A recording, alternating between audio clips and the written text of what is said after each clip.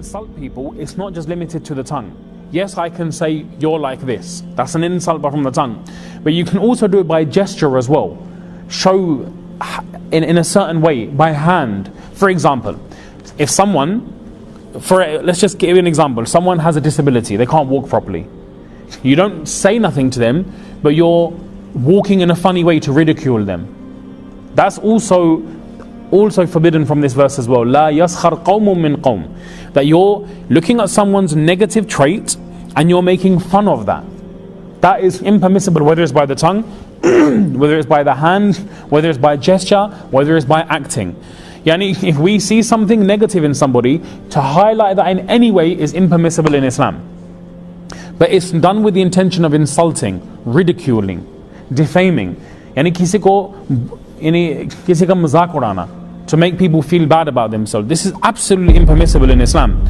And I'll also add this as well, which is common amongst our society, especially amongst us all that are born here. And you guys may have faced this, right? So don't be defensive. I've experienced this in my family, that whenever someone tries to speak a bit of English, we ridicule their English. And I say we, meaning us who are born here. So we say, oh, they're freshy English. We take the mick out of how they speak. Like, for example, one person, they saw one particular place and they pronounced it a wrong way. They pronounced a shop in a wrong way. After that, unki chair ban gayi thi. So people were winding them up. So whenever they saw the shop, they would say, oh, Woolworth. And they'd make the person feel ridiculed. Pawn shop. They say it's not pawn, it's pound shop, brother, pound shop.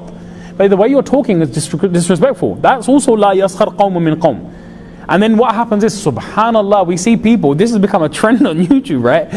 People make videos ridiculing people. And even Muslims fall into this. And now, alhamdulillah, we've got less YouTubers that do this, but yet we'll like the video, subscribe, ha ha ha, make a meme.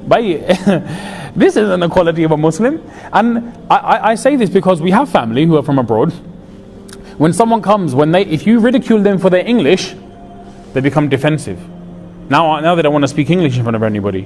Why? Because if I say the wrong thing, they're going to ridicule me and take the mick out of me. So they stay dumb, meaning that dumb is in the sense of not speaking. They pretend that they can't speak. They show themselves as not able to converse, because if they say the wrong thing, you're going to get ridiculed. Does everyone understand where I'm coming from? Okay? So there's a certain way of pronouncing a certain thing. And unfortunately, because of us, we're born here, right? We can speak English better than the brothers who come from abroad, but that doesn't give us the right to ridicule people. And that's what the verse is saying. Asa yakunu khayran minhum. Don't think just because they can't speak English as good as you that you got to ridicule them. They may be better than you. Well, you think you got that fazilat because you can speak English?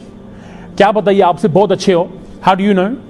Well, just because you can speak a bit of English, just because you got a red passport, just because you got a business, just because you got a bit of money. They only came here now, you came here 20 years ago. So what does that make you better, does it?